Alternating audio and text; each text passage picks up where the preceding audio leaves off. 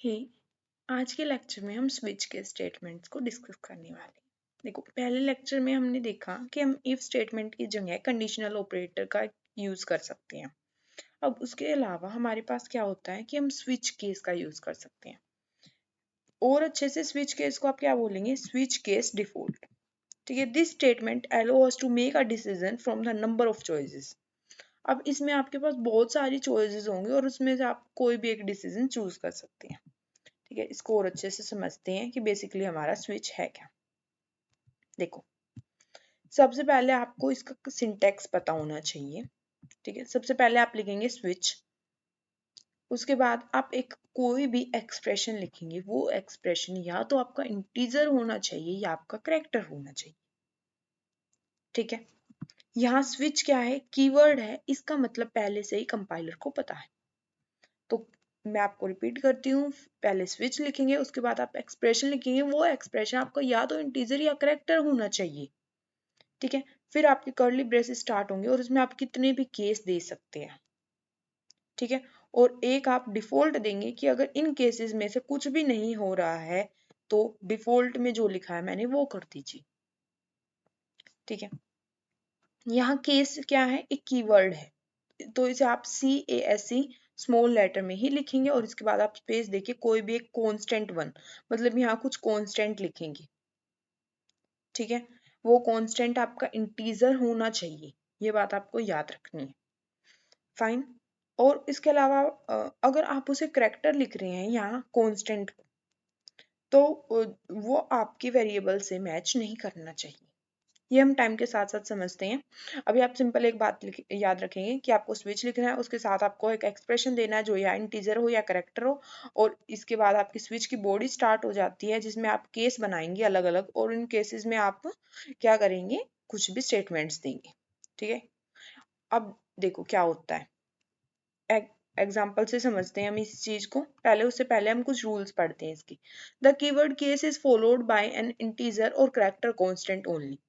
जो एक कीवर्ड था केस जिसकी मैंने अभी बात की थी, ये किससे फॉलो होना चाहिए? मतलब इसके आगे क्या आना चाहिए? या तो कोई इंटीजर या कोई करेक्टर, और वो क्या होना चाहिए? कांस्टेंट होना चाहिए। ठीक है, कांस्टेंट को आप किसी भी ऑर्डर में लिख सकते हैं। ठीक है, ऐसा जरूरी नहीं कि पहले आप 1 2 3 4, सपोज आपको 1 2 3 4 ही लिखना है, तो ऐसा जरूरी नहीं कि आप 1 लिखेंगे फिर 2 लिखेंगे 3 लिखेंगे, नहीं, पहले आप 4 लिखिए, 3 लिखिए, 2 लिखिए, कुछ भी लिखिए। Only those expressions are allowed in switch which result is an integral constant value. दूसरी बात ये क्या कह रहे हैं कि इस स्विच में वही एक्सप्रेशन दे सकते हैं आप जिसकी एक कांस्टेंट वैल्यू आएगी, उसके अलावा आप कोई एक्सप्रेशन नहीं दे सकते। ठीक है, इसके अंदर आप ये नहीं लिख सकते राम सिया, मगर मतलब कुछ और ऐसा वैसा कुछ नहीं लिख सकते। आपको कुछ ऐसा लिखना है जिसकी एक कांस्टेंट वैल्यू आए, और फिर क्या होगा? जो भी यहाँ उस एक्सप्रेशन को सोल्व करके वैल्यू आएगी वो इनसे मैच की जाएगी। क्या वो इस कांस्टेंट से मिलती है, या वो इस कांस्टेंट से मिलती है, या इससे मिलती है? जिससे भी मिलेगी उसके अंदर जो भी लिखा होगा वो हो जाएगा। अगर वो किसी से भी नहीं मिलेगी तो डिफॉल्ट के पास जाएगा और जो डिफॉल्ट में लिखा है वो हो जाएगा। इसे हम और अच्छे से एक एग्जांपल से समझते हैं। मैं एक मेन फंक्शन लेती हूँ जिसमें मैंने 3 वेरिएबल लिए A B C। ठीक है, स्विच लिखा, स्विच के अंदर एक एक्सप्रेशन लिखा। अब देखो, एक्सप्रेशन में मैंने करेक्टर यूज कर रखे हैं, A यूज किया प्लस B और इंटू C। A क्या था 1, B क्या था 2 और C क्या था 3। Fine, 3 into 2 6, 6 plus 1 7। ठीक है, अब ध्यान से एक बात यहाँ नोटिस करिए। अब कोई बच्चा इस A प्लस बी इंटू सी को सोल्व करके 7 बोलेगा, जैसे मैंने अभी आपको बोला, और कोई बच्चा इसको सोल्व करके आप कितना बोलेगा? पहले क्या बोलेगा? 2 प्लस 1 3, 3 इंटू 3 9। तो यहाँ आपका ऑपरेटर का प्रीसिडेंस एंड एसोसिएटिविटी काम आएगा, तो आपको वो चीज यहाँ पर याद रखनी है। ठीक है, तो हमारी मेन बात क्या थी? ये एक्सप्रेशन सोल्व होगा, सपोज इसको सोल्व करके हमारा कुछ भी आ रहा है तो वो इस केस के साथ वाले वर्ड से मैच करेगा। अगर यहाँ जो भी वैल्यू आई है वो यहाँ की वैल्यूज केस के साथ वाले कांस्टेंट से मैच कर जाती है तो उसमें जो भी बता रखा है वो हो जाएगा, अदरवाइज डिफॉल्ट वाला होगा। अब आप बोलेंगे कि मैम ये ब्रेक क्या है? इसको भी हम समझते हैं क्या है। ठीक है। बट उससे पहले इसके नीचे मैंने वैलिड लिख रखा है, इसके इस एग्जांपल के पीछे नोट वैलिड लिख रखा है। क्यों लिख रखा है? देखो सब तो सेम है, बस क्या डिफरेंस है कि मैंने ए बी सी की फ्लोट वैल्यू ली। अगर मैं इनको फ्लोट ले रही हूँ तो यहाँ पर मेरा एक फ्लोट आएगा, ठीक है। और मैं यहाँ फ्लोट नहीं लिख सकती, मैं आपको पहले ही बता चुकी हूँ, या तो इंटीजर होना चाहिए या करेक्टर, कभी भी फ्लोट नहीं आना चाहिए। तो जब आप इस एक्सप्रेशन को सोल्व करेंगे तो आपका क्या आएगा? फ्लोट आएगा, तो वो गलत हो जाएगा। फाइन। ये ब्रेक क्या है इसे अभी हम थोड़ी देर में समझ जाएंगे। पहले हम इस प्रोग्राम को सेम अपने विजुअल स्टूडियो कोड को ओपन करते हैं, उसमें अपनी हेडर फाइल और अपने मेन फंक्शन तक लिख लेते हैं, ठीक है। और इसके अंदर सबसे पहले मैं 3 वेरिएबल लेती हूँ। Int a is equal to 1, b is equal to 2 and c is equal to 3। Hope मैंने ये वेरिएबल ले रखे हूँ, मैं आपको सेम एग्जांपल वाला ही करके दिखाऊंगी, ठीक है। स्विच, उसके साथ मैंने क्या लिया? a प्लस बी इंटू सी, ठीक है। फिर ये मेरा स्विच का स्टार्ट हो गया। अब देखो इस लाइन के बाद मैं एक स्पेस देती हूँ ताकि आपको अच्छे से समझ आ जाए, ठीक है। बाकी यहाँ स्विच का कलर अलग हो गया है ऑटोमेटिक, होप आप समझ जाएंगे, ठीक है। अब यहाँ मैं क्या लिखूंगी? केस लिखूंगी स्मॉल लेटर्स में। अब देखो केस का कलर फिर से पर्पल हो गया, इसका मतलब ये कीवर्ड है। अब मैंने यहाँ लिखा 1, फिर मैंने कोलन लगाई। याद रखना कोलन लगाने बहुत जरूरी है। अब आप इसके आगे जो भी एक्सप्रेशन लिखना चाहे वो लिख सकते हैं या नेक्स्ट लाइन में लिखे, उससे कोई फर्क नहीं पड़ता, ठीक है। तो मैंने सी आउट में क्या लिखा था? प्रिंट एफ यूज कर सकते हैं आप, सी आउट यूज कर सकते हैं, फाइन। Choice 1, okay fine. तो मैं यहाँ लिख देती हूँ चॉइस 1, ओके कुछ भी जस्ट। और अभी मैं ब्रेक यूज करती हूँ, ठीक है। ब्रेक क्यों यूज किया है वो मैं आपको बाद में बताने वाली हूँ, उसके आपको टेंशन नहीं लेनी है बिल्कुल भी, ठीक है।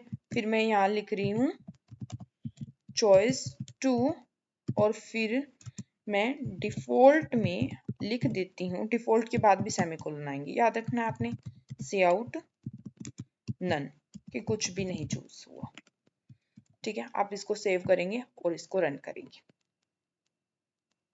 फाइन। होप कोई एरर, लेट्स सी। ओ यहाँ आप सेमीकोलन लगाने हम भूल चुके हैं, तो पहले हम सेमीकोलन लगाएंगे, उसके बाद सेव करेंगे एंड देन रन करेंगे। सेमीकोलन लगाने आपको कहीं भी नहीं भूलने हैं, ठीक है, क्योंकि उसके बिना आपकी जो स्टेटमेंट है वो एंड नहीं होती है, कंपाइलर को समझ नहीं आता है, ठीक है। देखो जो मैंने ये सी आउट यहाँ लिखे हैं ना, इसे आप नेक्स्ट लाइन में भी लिख सकते हैं, इसमें कोई एरर नहीं आएगी आपकी।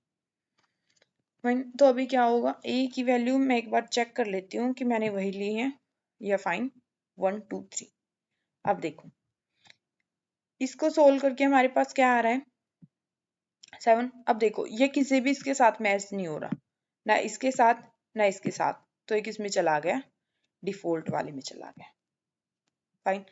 अब इसको और अच्छे से मैं यहाँ आपको समझाती हूँ करके। देखो मैं अब यहाँ एक और केस ले लेती हूँ, ठीक है।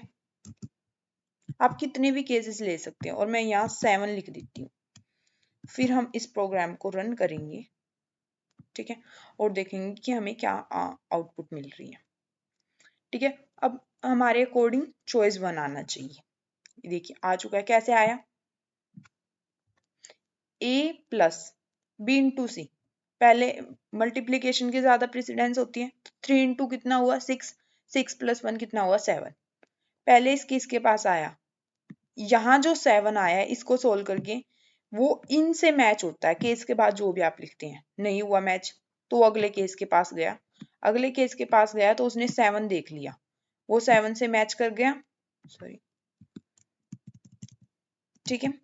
जैसे ही वो 7 से मैच कर गया तो उसके अंदर जो भी लिखा हुआ था वो एग्जीक्यूट हो गया, ठीक है। उसके अंदर मैंने लिखा हुआ था चॉइस 1, वो एग्जीक्यूट हो गई, और भी स्टेटमेंट लिखी होती तो वो भी हो जाता। अब देखो इसे ब्रेक दिख गया, जैसे ही ब्रेक दिख जाता है तो ये क्या करता है? इस पूरे स्विच से बाहर आ जाता है। कहाँ आ जाता है? वो यहाँ जहां मेरा भी कर्सर है, ठीक है। अब मैं इस ब्रेक को हटा देती हूँ, ठीक है, और फिर देखते हैं क्या होता है, ठीक है। अब देखो ब्रेक हट गया है, फिर से वही होगा, यहाँ 7 आया, इसको सोल्व करके इस केस के पास गया, यहाँ तो 7 मिला नहीं तो इस केस के अंदर गया ही नहीं और अपना इस केस के पास आ गया। अब इस केस के पास आया, उसे 7 दिख गया, उसे आगे दिख रहा है कि चॉइस 1। अब उसे ब्रेक कहीं नहीं दिखा है, ध्यान रखिए यहाँ उसे ब्रेक नहीं दिख रहा, तो क्या करेगा, इस केस को ना देखते हुए डायरेक्ट इसके अंदर जो भी लिखा हुआ है उसको रन करता जाएगा। इसके अंदर 2 था, उसने रन कर दिया, उसके बाद उसे नन दिखा, उसने डिफॉल्ट का भी रन कर दिया। जब हम ब्रेक लगा रहे थे तो वो इस स्विच से बाहर आ रहा था, इसलिए हमें ये चॉइस 2 और नन नहीं दिख रहे थे। तो ब्रेक का काम क्या होता है, बेसिकली ब्रेक एक कीवर्ड है जो क्या करता है, हमारी जो भी कंडीशन है वो ट्रू होने के बाद अपनी स्विच से बाहर ले आता है हमें। ठीक है, अब क्या हुआ, ब्रेक नहीं था तो वो आगे चलता रहा, उसने ये सब भी केसेस ट्रू कर दिए, इसलिए हमें क्या शो हो रहा है यहाँ पर, चॉइस 1, चॉइस 2 एंड नन। ठीक है, तो ये ब्रेक कीवर्ड का यूज था। फाइन, ये नोट वैलिड वाला केस भी आप लिख कर देखेंगे। Now see, default can be placed anywhere inside switch, it will still get evaluated if no match is found। अब आप डिफॉल्ट को हमने लास्ट में लिखा है, आप डिफॉल्ट को स्टार्टिंग में भी लिख सकते हैं। ठीक है, तो आप ये वाला जो एग्जांपल है इसे आप रन करके देखेंगे, कुछ भी नहीं है, स्विच के साथ मैंने एक एक्सप्रेशन दिया, एक्स की वैल्यू लेगा, पहले इसको सोल्व करेगा। जब भी स्विच दिख जाएगा तो सबसे पहले एक्सप्रेशन सोल्व होगा, ये आपने याद कर लेना है। ठीक है, एक्स को सोल्व किया, एक्स इसे पता है 2 है, उसके बाद वो केसेस पर जाएगा, डिफॉल्ट पर नहीं, केस पर। 1 से मैच कर रहा है, नहीं कर रहा, अगले केस पर जाएगा, 2 से मैच कर गया तो ये हो गया, ब्रेक मिल गया तो बाहर आ गया। अगर ब्रेक नहीं मिलता तो फिर वो डिफॉल्ट को ढूंढता और डिफॉल्ट वाली चीज करके भी बाहर आ जाता। ठीक है, डिफॉल्ट एंड होता है किसी भी स्विच का। नेक्स्ट, ये फ्लोट चार्ट है, इसमें यही है, स्टार्ट होगा आपका, अगर केस 1 सच हो जाता है तो स्टेटमेंट होके बाहर आ जाए, अगर केस 1 सच नहीं होता है तो दूसरे केस को चेक करेगा, दूसरा भी सच नहीं हुआ तो तीसरे को चेक करता है, तीसरा भी सच नहीं हुआ तो डिफॉल्ट को चेक करके ऑटोमेटिक बाहर आ जाता है। ठीक है, उसके बाद यही आया है जो मैंने अभी आपको बताया, why we use break in switch statement. इस आंसर का क्वेश्चन आपको इन एग्जांपल से क्लियर हो गया। बेसिकली मैंने आपको एग्जांपल अभी देके क्लियर कर दिया है, बट आप एक बार इस एग्जांपल को भी देख लेंगे। ठीक है, और रन करके देखेंगे, मैं आपको समझा देती हूँ। देखो, स्विच में मैंने ए दे रखा है, इस ए को सोल्व करेंगे, ये एक्सप्रेशन है, इसको सोल्व किया, 2 आया। अब वो इस केस के पास गया, 2 नहीं मिला, अगले के पास गया, 2 मिल गया, वो ये प्रिंट कर देगा, आई मीन केस 2। ठीक है, फिर अब उसे ब्रेक नहीं मिल रहा तो वो अगली चीज प्रिंट करता जाएगा, वो आई एम इन केस 3 भी प्रिंट करेगा, वो आई एम इन डिफॉल्ट भी प्रिंट करेगा और फिर बाहर आ जाएगा। ठीक है, अब आउटपुट हमें ये मिलनी चाहिए, ये आप देखेंगे। फाइन, बट हमें एग्जैक्ट आंसर क्या चाहिए था, आई मीन केस 2, क्योंकि हमारा तो ए की वैल्यू 2 थी, हमें तो बस इतना चाहिए था, तो हम यहाँ क्या यूज करेंगे, ब्रेक यूज करेंगे। तो अब हमने नेक्स्ट एग्जांपल सेम लिया, बस उसमें क्या किया, हर केस के साथ एक ब्रेक कीवर्ड यूज कर दिया। ठीक है, जैसे आप ब्रेक कीवर्ड यूज करेंगे वो इस केस को परफॉर्म करेगा और डायरेक्ट ब्रेक को देखकर स्विच से बाहर आ जाएगा। ठीक है, यहाँ पर आपके लिए एक नोट पॉइंट है, switch is faster than N equivalent if else ladder statement. Switch क्या होता है, किसी भी इफ एल्स के लैडर स्टेटमेंट से फास्टर होता है। बाकी वैसे इफ एल्स फास्टर होता है, बट अगर आप वहाँ लैडर का यूज कर रहे हैं, मतलब बहुत सारे इफ एल्स इफ स्टेटमेंट्स का यूज करें, तो उस केस में स्विचेस क्या होते हैं, फास्टर होते हैं।